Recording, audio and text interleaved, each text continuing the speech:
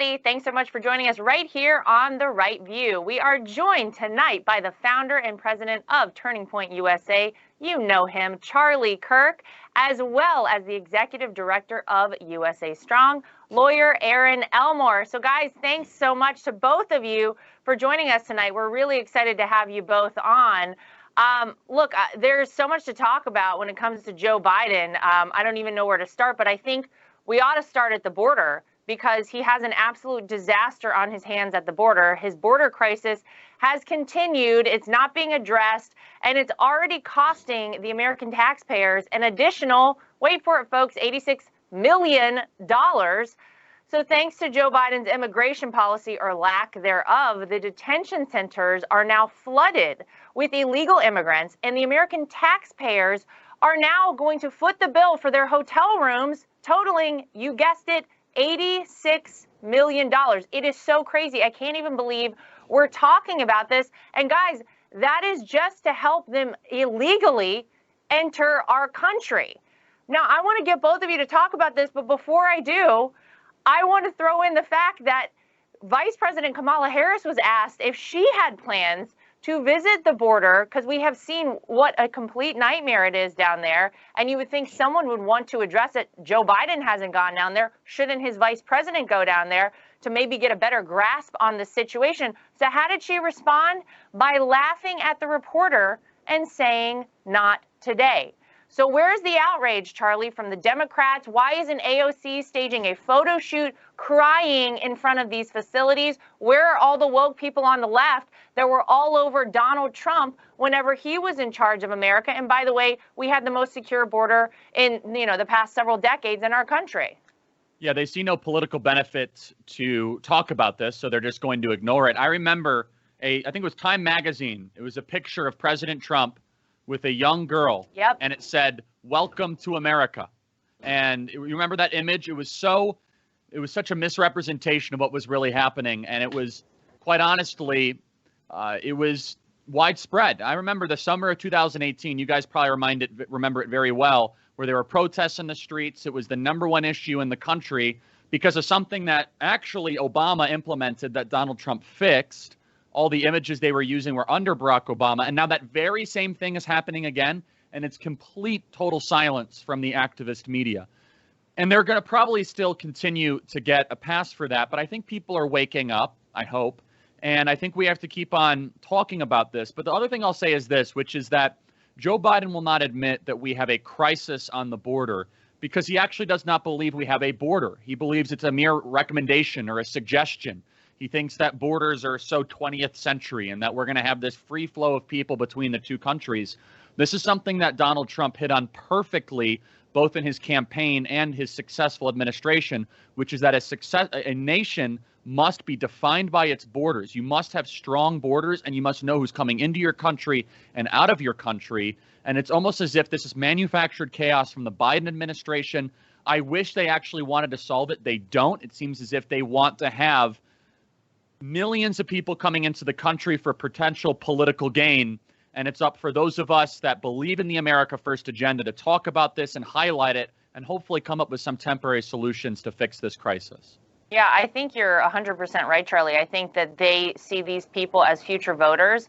We know that H.R. 1, this horrific bill being proposed, they want to change the way we vote in America permanently on a federal level, which I don't even know how that's constitutional by any means. But this is what they want to do. They see all these people free flowing over our border. And by the way, has anyone thought of the fact that these people come to America because they want the American dream? They see that this is a land of opportunity and success. Yet if you allow people unchecked to just flow into America, Erin, we are not going to have the same country that it is now. We are not going to have the opportunities that abound like nowhere else in the world, and the freedoms like anywhere else in the world if we let this happen to America. I mean, it's actually a really scary thing. If they don't get control of what's going on at the southern border, I don't know where the end is.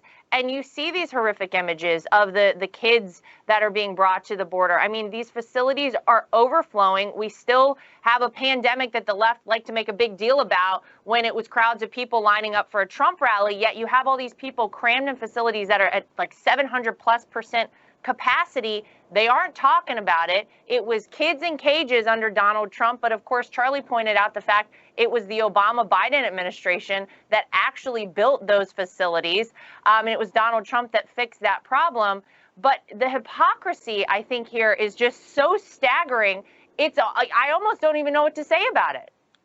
It's staggering. It's terrifying. I spoke with a Homeland Security expert yesterday, and what he told me is if you go to Mexico on vacation or for business and you try to come back into the United States legally, it's harder to do so than it is to do so illegally because you need a COVID test.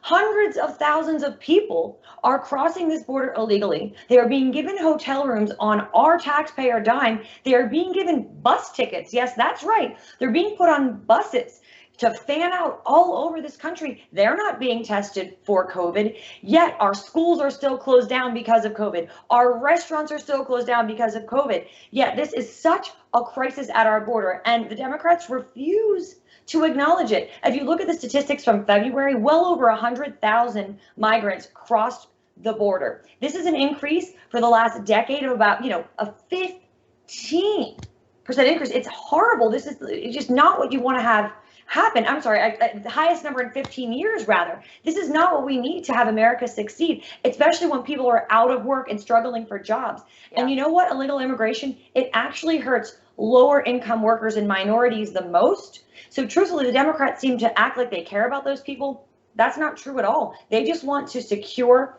the future for their party and have these people voting Democrat forever. And it's unjust and it's unfair, and it's going to hurt our schools. It's going to tax all of our American people that are working. And this is just not what we need to better our country.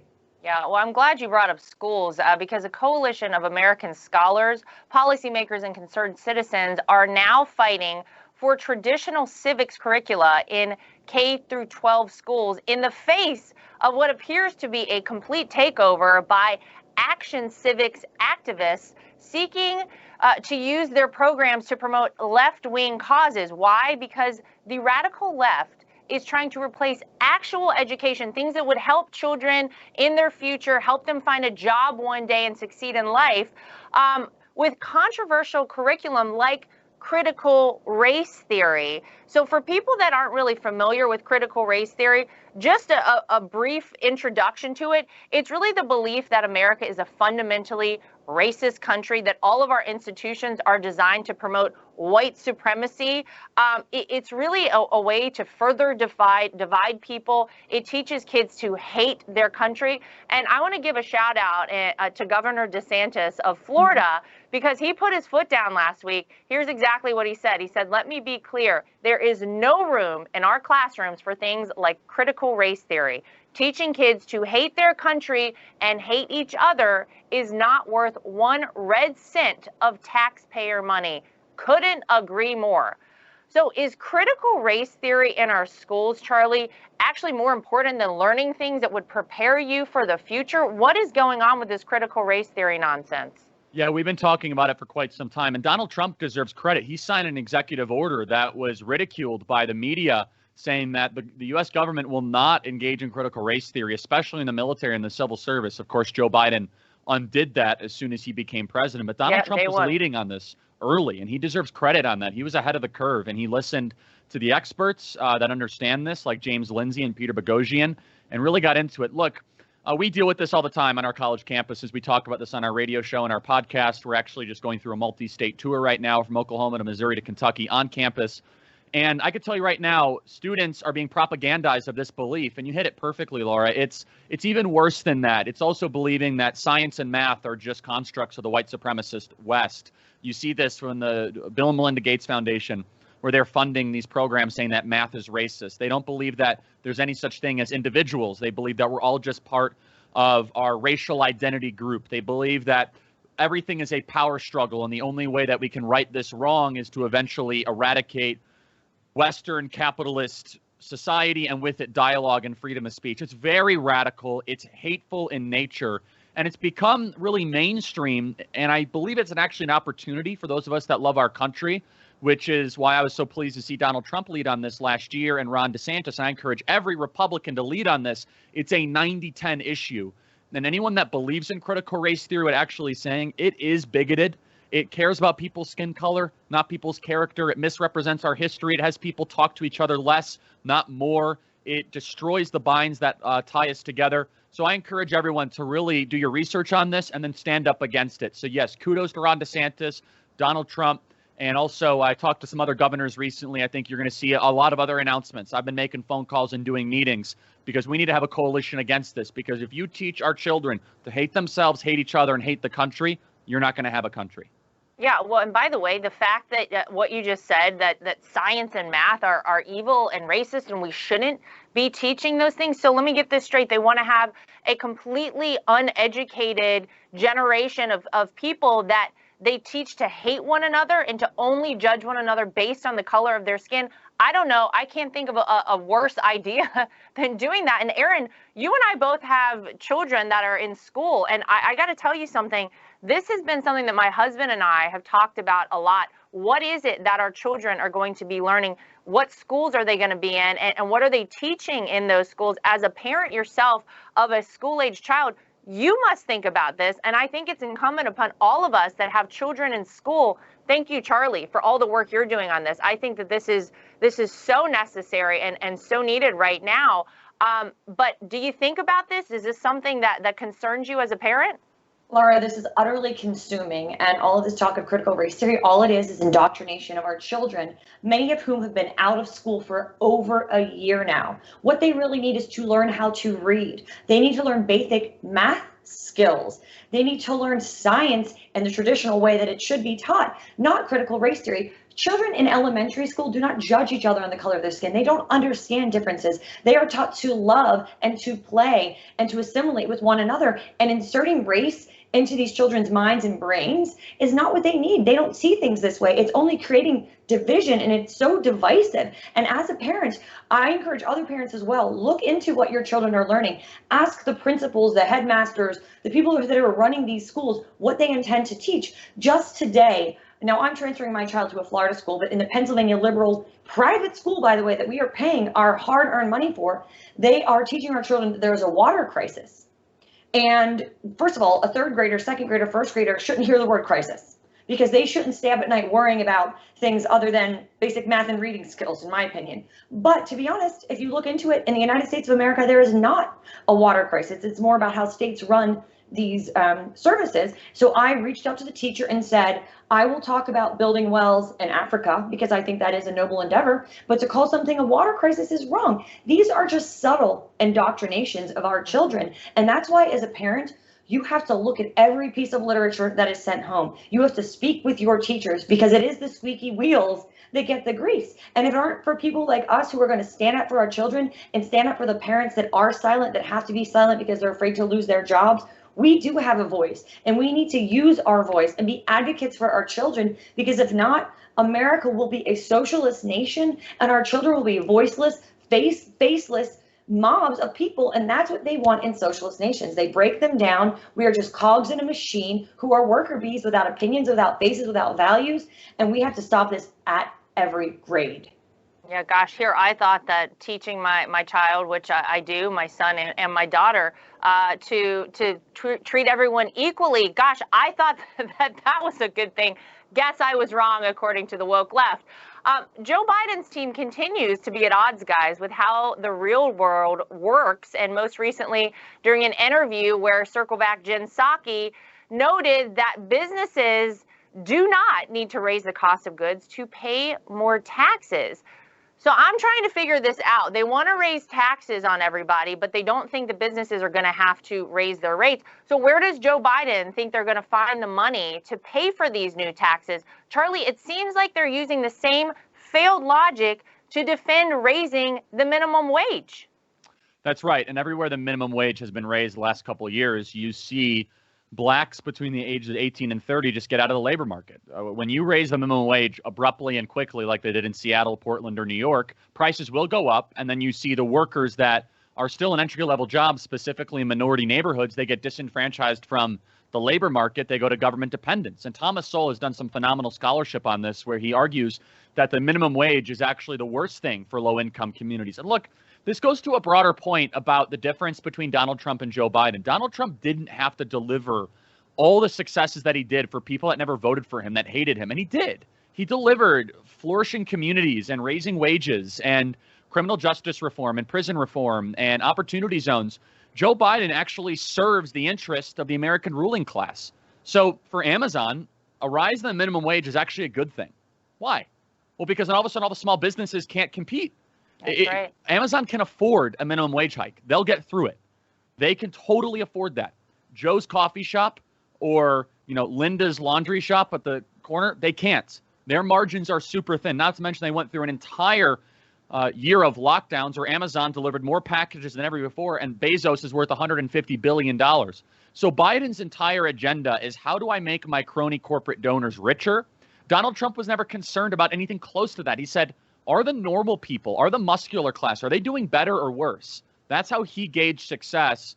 And I think we need to repeat that daily. We need to get that into the zeitgeist, because Joe Biden, despite all of his posturing and all the pundits and all of his talking head allies, they actually are representing the wealthiest people on the planet, while normal people are going to get crushed by inflation, by taxes, by minimum wage hikes, by government dependence, by these lockdowns.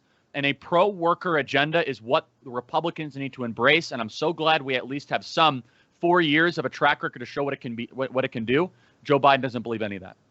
Yeah, well, so far, only $1 trillion of the $3 trillion in Biden's infrastructure plan would actually go towards infrastructure. I don't know if anybody has noticed that. I mean, by the way, this whole $3 trillion on top of the almost $2 trillion COVID package that we just saw from them, Erin, our national debt is going up faster than ever before. They're just throwing money out for people. I don't understand where they actually think we're going to get this money. It's going to fall on somebody to pay all this off, but they don't really care, do they? Because they just want to make sure that people are under the foot of the government, that the government can take care of everything, that the government can pay for everything for everyone in perpetuity. I mean, that is how you start out a socialist state. That's how you start out dependence on the government. And I guess that's ultimately the goal here. I mean, from where is this money coming? It's going to be paid for by our children, great grandchildren at this point.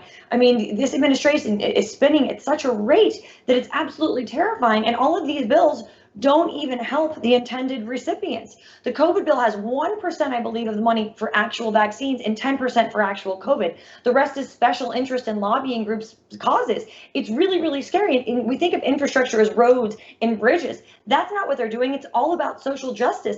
And the American people really have no transparency here into what is happening. Joe Biden really just wants to kill America's middle class and protect Amazon, Walmart, and those big corporations. Tax cuts for small businesses, that's how you raise the minimum wage. Because when businesses have to spend less on their taxes, guess what they end up doing? They end up paying their workers more, hiring new workers. And that's not what this president cares about at all. That's not what Kamala Harris cares about at all. They are beholden to Wall Street. They are beholden to Fortune 500 companies. They act like they care about the laborer and the workforce, and they don't. They act like they care about minorities, but what we know is if the minimum wage goes up, these laborers leave the market, and then what people do is they hire illegally, and it's a vicious cycle of unemployment. So honestly, what they're doing now is we really need to have some of these Republicans stand up and say, no, we cannot have these bills passed. We need some Democrats like the Joe Manchins and the Kristen Sinemas to say, wait a second, this is not good for our constituents. This is not good for the American people. We need to wake up and realize that these bills are laden with pork and help no one other than special interests, period. Yeah. And by the way, I don't want to get down too far of a rabbit hole here, but, Charlie, bringing up Amazon was such a good point. It's funny, though, because people are not making the connection with the fact that Amazon is going to be benefited by something like this, minimum wage hike. The problem is that when you have somebody like Jeff Bezos that owns the Washington Post and then can, print whatever he wants. We know that they've hated Donald Trump over there and our entire family from day one because we were a threat to them. We stood to expose how corrupt the whole system is there. The fact that you can have somebody with this much power and this much influence who is supposed to be, reporting the news, the facts, being a journalist. I mean, it's actually a joke, but so many people out there, I think, are just bamboozled by this. They don't see the connection here. But it's really scary when you have this much power by a few people. This is, sort of the path that we're headed down, isn't it? Totally, yeah. And I think that kind of an unlikely ally in this can be the radical left, because they want to break up these companies for different reasons, for economic reasons. And I sympathize with part of that. I just think that it's not a healthy thing when one man has $155 billion and increased his net worth $35 billion when everyone else saw their net worth go down and they were struggling to survive. And a lot of his company is based on taxpayer subsidized package delivery from the U.S. Postal Service and a kind of nicely created server company, I guess. And so you look at what's happened in the last year, the ruling class has become $600 billion richer, and the ruling class does not share our values. I would kind of just not talk about them if they actually loved America and they were investing back in our country. But the problem is that the people that have gotten so rich and so wealthy in America, they now hate this country, and they invest in causes against our country. You have Zuckerberg that put $400 million in the Center for Technology and Civic Life, the largest private placement of dollars in an election in American history. You have Bezos, you have Larry Page, Sergey Brin. You have these guys that are pumping in billions of dollars, not to mention Soros and Gates. And so we should really stand up against this. And we as conservatives should, of course, understand the threat of socialism, but also there's a threat of corporatism growing in our country. And that's where Donald Trump hit a nerve at the American people. He said, look, I am a candidate who's going to, I care about a pro-family, pro-worker, pro-human agenda, and I have to push back against corporate interests and push back against socialist government interests. I will. That has to be the focus of the conservative movement going forward. I think we're heading in that direction. I think people are waking up. And even if some honest Democrats are willing to go after some of these companies, then I'll be willing to do it. But it seems as if the dominant view of the Democrat Party is basically being a spokesperson for corporate America. Yeah, it certainly does. I want to get to China because obviously we talked throughout the campaign about what a threat China would be. God forbid should Joe Biden become president of the United States. Well, China is laughing at us. I mean, that's a statement that I don't even think anybody can refute. My husband and I actually talked about this last week on the show, and my father-in-law piled on this past Monday, saying, that China is watching America be bullied by the woke left. Whenever we are so outraged about Dr. Seuss and Mr. Potato Head, the Chinese are building factories. They're growing bigger and bigger. They were the only country in the world last year to actually make money. Everybody else, lost money. So it's really scary to see already what has happened with China. And last week, Biden's team faced one of them first. That look, they're such an embarrassment, the Biden team, because we were humiliated as Americans on the world stage at a U.S.-China summit. Now, I don't remember that happening one time under President Trump. He never had, an embarrassing moment like what we just saw. It was so bad, guys, that the Chinese e-commerce platforms are now selling merchandise mocking Biden's team, including, I'm not even kidding, I wish this was a joke, T-shirts with one-liners that they used to insult Joe Biden's Secretary of State, Blinken. So while nations around the world try to recover from the virus that originated in China, and while America focuses on eliminating controversial potatoes, guess what China is doing? Starting their plans for a grand ceremony for the 100th birthday of the Communist Party. So give me your thoughts on what's going on with China. I mean, I feel like this is the biggest threat to America. It has been completely unaddressed by the Biden administration. Erin, and what are your thoughts on what you've seen happen with China so far?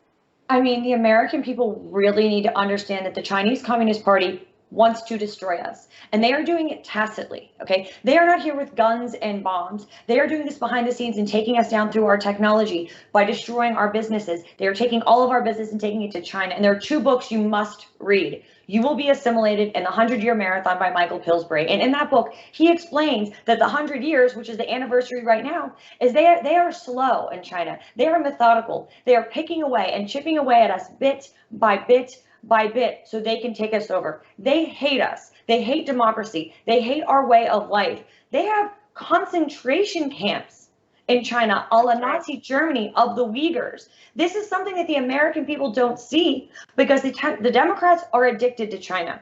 We need their money that they're supplying to us, to our veins, because they are basically a bigger, better infrastructure than we have. They are going all over the world with our Belt Road Initiative in Africa, in the Middle East, assimilating through all of those countries and sending the Chinese people there to do infrastructure and take over the world. And we are just sitting by and saying, it's fine, don't worry. And that is not true at all. Whether it's Hollywood or our government or our politicians, they just sit back and say, China is not a threat to us. In actuality, China wants to destroy us. And if we are not careful, we are going to be destroyed. And truthfully, part of me stays up at night thinking that the United States is on a hegemonic decline and that it's already too late because we need people in office. I know Marsha Blackburn is doing really a good job to try to expose this. I know Tom Cotton is doing a really good job to expose this. I know that the state of Tennessee is starting projects that will not allow anyone that coming in from the Communist Chinese Party in their state to have government contracts and things like that. If other states do that, we can start chipping away at this problem. But as of right now, I mean, this is a massive issue that infiltrates every single aspect of our lives. And if we don't act quickly, we're gone. Charlie, we're focused on Dr. Seuss. We're focused on, I guess we can't say Mr. or Mrs. Potato Head anymore, Potato Head. We're focused on these ridiculous things in America. At least this is what the media would like to have Americans focus on. And yet the Chinese are, to Erin's point, plotting their takeover of the world. And we look ridiculous. I think we look completely ridiculous to people like the Chinese.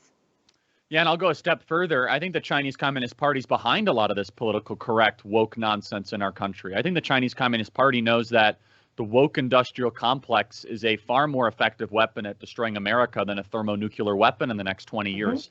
If I was the Chinese Communist Party, I would give money to Black Lives Matter. Are you kidding me? If I was the Chinese Communist Party, I'd give as much money as I possibly could to every single one of these alleged journalists that work for these publications that go after people who love America and want to restore it to greatness.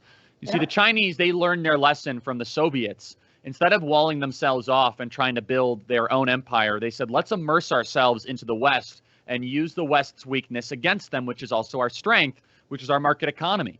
So China has always had just this. They have two advantages to bring to the world. They steal because they have no ethics whatsoever. The Chinese Communist Party, they do not care about theft. It's part of their culture. They do not know right and wrong like we do. I wish that wasn't the case, but they're an atheist, godless, soulless ruling class that steals with no regard for right and wrong. Number two is they have a lot of people. It's a labor arbitrage.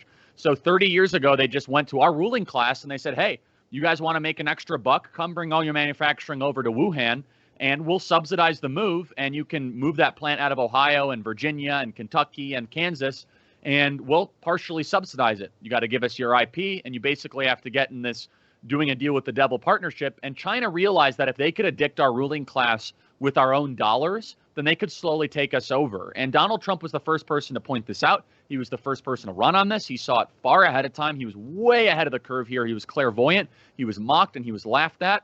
There is even like bipartisan agreement and things that Donald Trump was saying 5 or 6 years ago.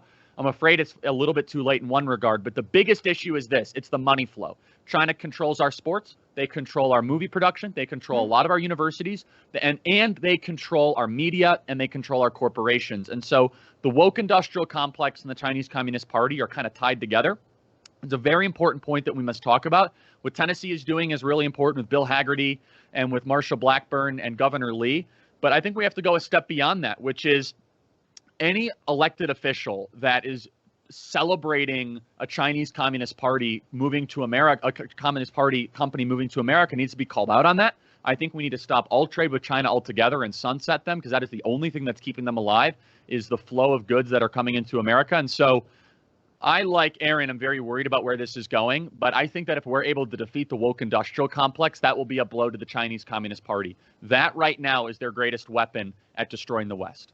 It's so scary, and so many people would never make that connection, Charlie. It's a great point, and we always need to keep that in mind. When you in your gut know that something is so stupid and outrageous that you can't possibly wrap your mind around it, think back to this conversation right now, because it's absolutely such a solid point. I want to say thank you to Erin and to Charlie, guys. Thanks so much for being here for this conversation today. It's so important. We're going to keep fighting for what's right. We're all going to keep standing up and speaking the truth. So Charlie, Erin, thank you. And thank you to everybody at home. We will see you next time right back here for more of The Right View.